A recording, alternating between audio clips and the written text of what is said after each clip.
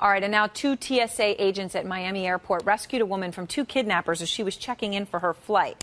Let's just show you the surveillance video. This was an incident that happened on July 5th. And basically, as you can see, because we're zoning in on exactly what you should watch, there were behavior detection officers for the TSA, and they spotted a 25-year-old woman who was trembling. Apparently, she was trying to hide facial injuries at a ticket counter.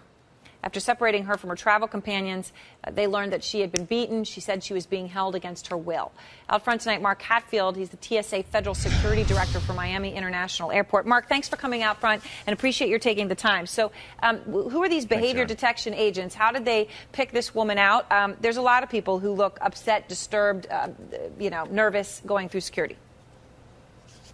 Well, one could argue that the stressful environment of an airport can cause that in a lot of people. But what they're trained to do, and they do receive a very rigorous training protocol before they get certified to do this job, is they look for indicators, both voluntary actions, involuntary actions, facial gestures, facial motions, and a wide variety of body language, if you will, as they practice this behavior detection science. And in this case, there was a rather overt initial indicator. The woman was, as you said, was trying to hide her face, which seemed a bit odd. They watched her a little bit longer, and as it progressed, the point value of her situation increased pretty rapidly, and it wasn't long before they called in local law enforcement, and the rest is in the police reports. Have you, busted, for lack of a better word, this sort of thing before?